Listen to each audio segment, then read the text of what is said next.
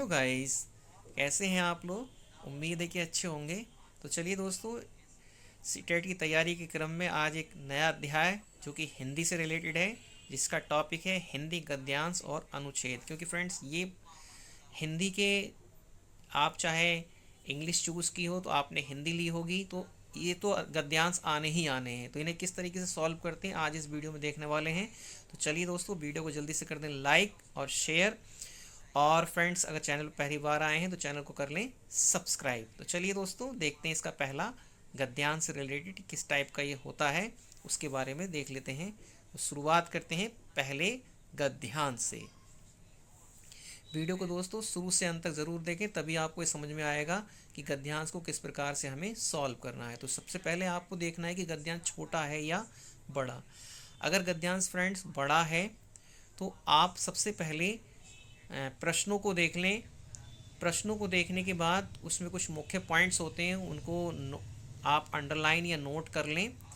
Underline करने के बाद जैसे ही आप गद्यांश को पढ़ना शुरू करेंगे तो आपके दिमाग में जैसे जैसे वो पॉइंट्स आते चले वहाँ पर आप उनको पेंसिल से अंडरलाइन करते चले जाएं। और बाद में फिर प्रश्न को देखने के बाद आप सरसरी नज़र से आपको पता चलता चला जाएगा, और आज जो प्रश्न आपके दिमाग में होंगे वो हाथों हाथ आपके सॉल्व होते चले जाएंगे और आपका टाइम भी बचेगा। अगर फिर आप प्रश्न से टैली कर लें और एकदम बिल्कुल सटीक आंसर आपको मिलते ही चले जाएंगे। तो फ्रेंड्स, यहाँ मैंने एक गद्यांश का अनुच्छेद लिया है जिसको कि हम पढ़ लेते हैं वो किस टाइप से है और उसके ऊपर डिपेंड है। आप उन प्रश्नों को सॉल्व करें इसको पढ़ने के बाद। तो चलिए दोस्तों, देखते हैं गद्यांश, पढ़ लेते हैं। क्या है फ्रेंड्स गद्यांश में? ये नीचे दिए हैं कि किसी को देखने के लिए आँख की नहीं, दृष्टि की आवश्यकता होती है। स्वामी विवेकानंद का ये कथन इस महिला के जीवन दर्शन को दर्शाता है, दर्शन बन गया है। इसी जीवन दर्शन के सहारे उन्होंने एक कठिनाई का सामना किया तो दूसरी ओर सफलता का मार्ग ढूंढा और उस पर निर्भरता से बढ़ चली। देखिए, किसी महिला के बारे में जिक्र हो रहा है। जी हाँ, हम बात कर रहे हैं मुंबई की रेवती राय। यानी एक महिला है जिसका नाम रेवती राय है और वो कहाँ की हैं? मुंबई की हैं। तो ये आप मोटा मोटा दिमाग में रख के चलें। अभी अब देखते हैं अगला। रेवती राय वह महिला है जिन्होंने महिलाओं की कठिनाई को ध्यान में रख केवल उनकी ही सुविधा के लिए फारसी नाम से कैब सेवा प्रारंभ की। तो देखिए, यहाँ जैसे क्या कि फारसी सेवा आ गई, तो आप इसको अंडरलाइन कर लें। मुझे उम्मीद है कि इससे रिलेटेड प्रश्न होंगे।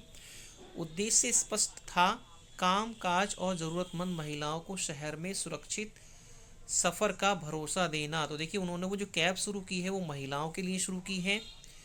ये सेवा उन महिलाओं के लिए वरदान साबित हुई, जैसा कि मैं अभी कह रहा था कि महिलाओं के लिए शुरू हुई है, तो ये महिलाओं के लिए है जिन्होंने महानगर में मुंह बाएं बैठे अपराधी तत्वों या पर पीड़ा में आनंद लेने वालों से प्राय रोज ही जूझना पड़ता है। देखिए, पर पीड़ा यहाँ पर आया है। पर पीड़ा का मतलब होता है दूसरों की पीड़ा में।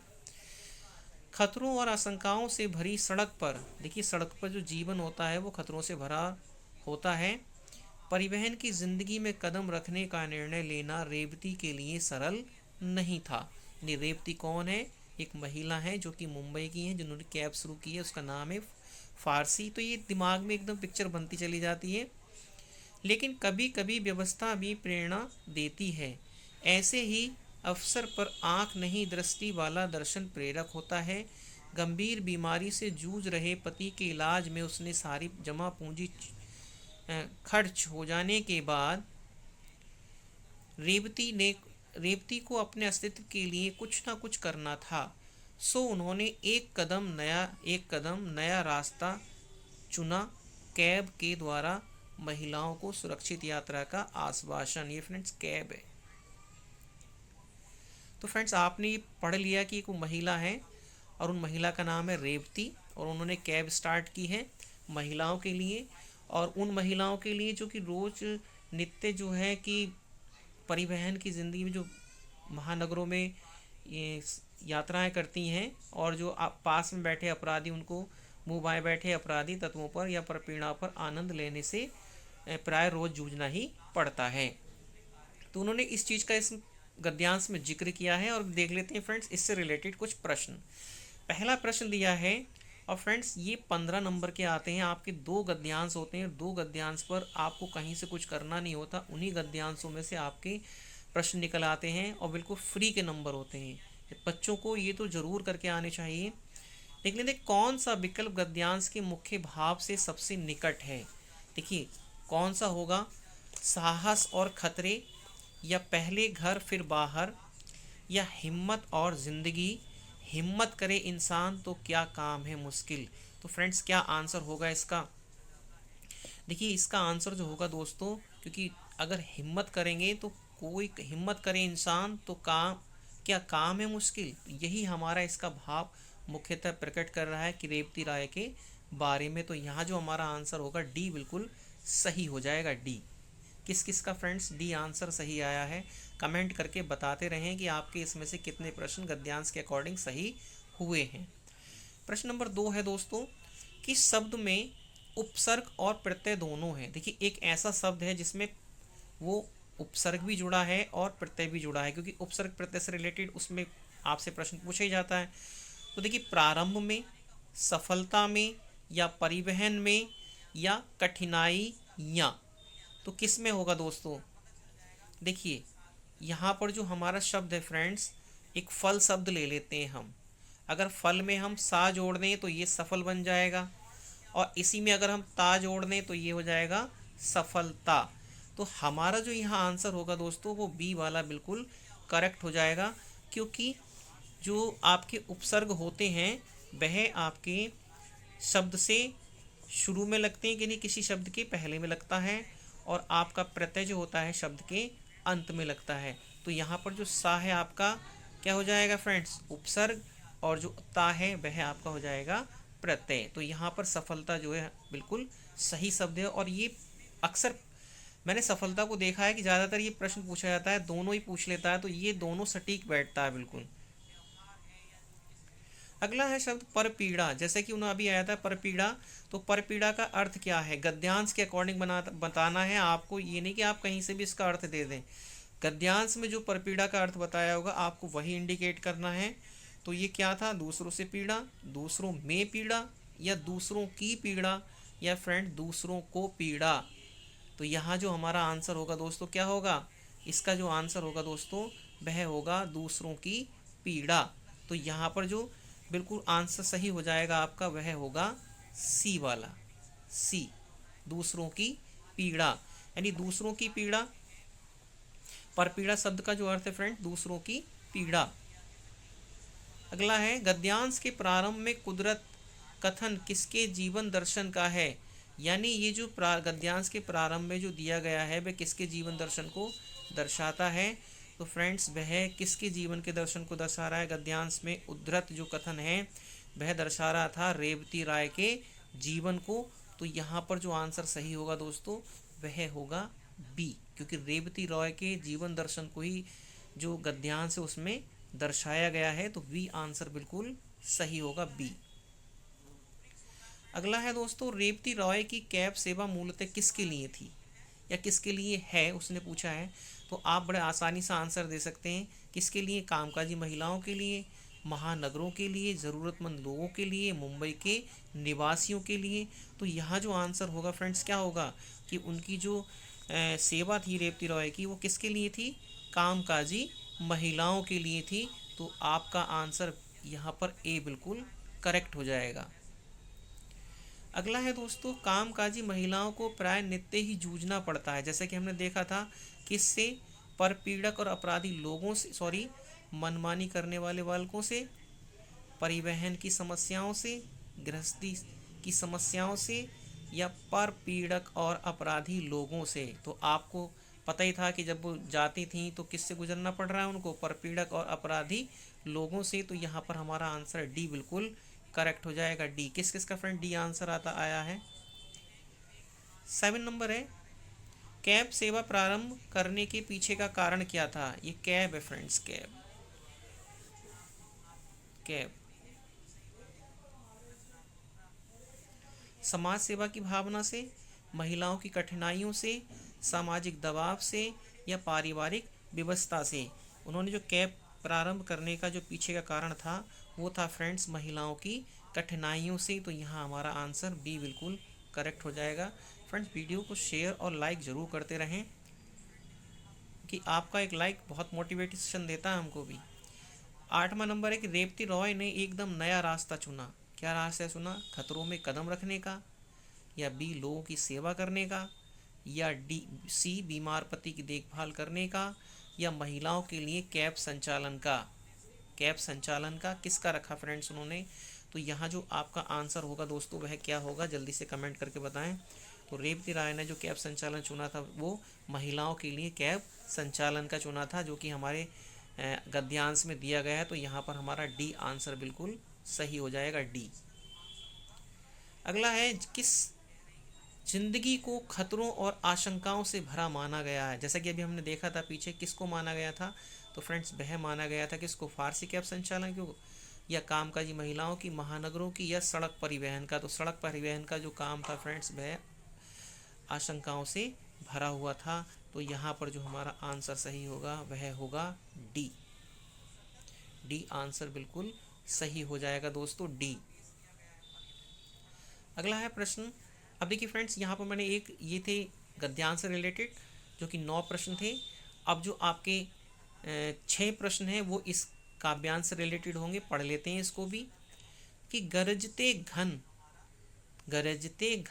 घनन घनन घन। देखिए घन किसको बोलते हैं? गरजते घन यानी मेघ के लिए कहा गया है। नाचता है मोर सा मन, यानी मन कैसा नाच रहा है? मोर की तरह। ऐसी पड़ी झरझर झड़ी, यानी ऐसी पड़ी झरझर झड़ी, यानी वर्षा ऐसे पड़ रही है जैसे झरझर झड़ी। भीगा बदन बेसुध है मन, यानी भीगा बदन और बेसुध है मन। आज वर्षा गजब आई, बह रही मस्त पुरवाई, नदी है द्वार तक आई। मेघों से लिपट कर सो गया सूरज, ले रहे हैं खेत अंगड़ाई, आज वर्षा गजब आई।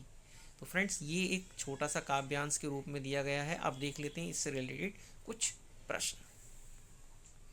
पहला प्रश्न है बेसुध है मन कहकर कवि बताना चाहता है, यानी कभी हो गया ये कवि है फ्रेंड्स, कवि। बेसुध है मन यानी गाने लगता है, झूमने लगता है, पानी से भीग जाता है, या मस्त हो जाता है। तो बेसुध का मतलब होता है फ्रेंड्स कि बदन जो है बिल्कुल मस्त हो जाता है। तो यहाँ आपका डी आंसर बिल्कुल सही हो जाएगा, डी। अगला प्रश्न है खेत अंगड़ाइयाँ ले रहे हैं, यानी सुबह हो गई, वे नींद से जाग रहे हैं, या बी उन्हें बहुत आनंद आ रहा है, या सी सूर्य दिखाई नहीं दे रहा है, या सूर्य के सो जाने से उन्हें नींद भी आ रही है। तो क्या इसका आंसर होगा दोस्तों कि खेत अंगड़ाई ले रहे हैं या क्या कर रहे हैं? कौन सा इसके आंसर सही होगा? तो खेत अंगड़ाई ले रहे हैं फ्रेंड्स। कब ले रहे हैं? सूर्य के सो जाने से उन्हें भी नींद आ रही है। तो यहाँ हमारा आंसर बिल्कुल डी वाला करेक्ट हो जाएगा। अगला है दोस्तों गरजते घन घनन घन घन में अलंकार है। एक प्रश्न अलंकार से रिलेटेड जरूर आएगा दोस्तों, अलंकार पूछा ही जाता है तो एक प्रश्न ही पूछा जाता है अलंकार का। तो यहाँ पर जो हमारा आंसर होगा वह क्या होगा? गरजते घन घन। देखिए एक जो शब्द है उसकी आवृत्ति बार बार हो रही है, तो यहाँ पर जो एक शब्द जो बार बार की आवृत्ति होती है वह कौन सा कहलाता है आपका? वह कहलाता है आपका अनुप्रास अलंकार। तो यहाँ पर हमारा जो आंसर सही होगा फ्रेंड्स वह होगा डी। तो देखिए फ्रेंड्स यहाँ देख लेते हैं संक्षेप में कि रूपक अलंकार क्या होता है फ्रेंड्स। तो रूपक जो अलंकार होता है जहाँ फ्रेंड्स उपमेय में उपमान की, यानी जहाँ उपमेय में उपमान का आरोप हो या उपमान और उपमेय का आभेद हो उसे रूपक अलंकार कहते हैं। और आपका जो श्लेष अलंकार होता है दोस्तों वह होता है श्लेष में कि श्लिष्ट पदों का या कथन को श्लेष कहते हैं। एक शब्द के एक से अधिक अर्थ निकलें और तथा एक से अधिक अर्थ प्रकरण अपेक्षित हो तो वह हमारा श्लेष अलंकार होगा। और उपमा जो होगा दोस्तों, उपमा में क्या होता है कि उपमा वस्तु यानी किसी की उपमा किसी से दी जाती है, तो वहाँ पे आपका उपमा अलंकार होगा। तो ये थे कुछ अलंकार से रिलेटेड आपको एक्स्ट्रा शॉर्ट। अगला देख लेते हैं दोस्तों, क्या है कि मन की उपमा किससे दी गई है। देखिए उपमा आगे यहाँ पे किससे की गई है, यानी मन कैसा नाच रहा था, उसका मन मोर सा। तो यहाँ पर जो आंसर आपका सही हो जाएगा वह ए बिल्कुल सही हो जाएगा, ए। अगला है लिपट कर सो गया सूरज का भाव है कि सूर्य थक गया है, छुप गया है, नींद में है या खो गया है। तो फ्रेंड्स सूरज जो सो गया का अर्थ है वह है कि सूरज छुप गया है या छिप गया है। क्या होगा दोस्तों, छिप गया है। अगला देख लेते हैं 15 प्रश्न नंबर, जो कि हमारा लास्ट है। पुरवाई से आस से है। देखिए फ्रेंड्स पुरवाई, पुरवाई एक हवा होती है जिसको कहा जाता है, ये हवा होती कौन सी कि पूरब, लिखा है पूर्व की ओर बहने वाली पवन, या मद मस्त करने वाली हवा, या पूर्व से आने वाली वायु, या पूर्व को बहने वाली नदी। तो देखिए पूर्वाई जो होती है फ्रेंड्स, वो पूर्व से आने वाली यानी पूरब साइड से आने वाली हवा को पुरवाई कहा जाता है। तो यहाँ पर आपका सी आंसर सही होगा। कभी आप ये ना सोचें कि पूर्व की ओर बहने वाली जो हवा होती है उसको पश्चिम से पूरब की ओर जो बहती हैं वो पछुआ हवाएं कहलाती हैं, और पूर्व से पश्चिम की ओर बहने वाली हवाओं को पुरवाई कहा जाता है। तो फ्रेंड्स आप इस तरीके से गद्यांश को पढ़ें, पढ़ने के बाद उसका अर्थ समझें, जो मुख्य मुख्य पॉइंट्स हो आप उनको अंडरलाइन करते चलें, और आप जितनी गद्यांश और पद्यांश की प्रैक्टिस करेंगे आपके उतने अच्छे प्रश्न होंगे। तो आप इस गद्यांश को देखकर और आपके पास जो भी मटेरियल हो आप उससे गद्यांश और पद्यांश की तैयारी कर सकते हैं। तो इस तरह से आप गद्यांश और पद्यांश, जिसको काव्यांश कहा जाता है, उन अनुच्छेदों से लगभग पूरे अंक प्राप्त कर सकते हैं और अपना स्कोर बढ़ा सकते हैं। चलिए दोस्तों, वीडियो को आप लाइक और शेयर ज़रूर कर दें। मिलते हैं आपसे नेक्स्ट वीडियो में। अब तक के लिए नमस्कार, जय हिंद, जय भारत। स्वस्थ रहें दोस्तों, मस्त रहें। Thanks for watching.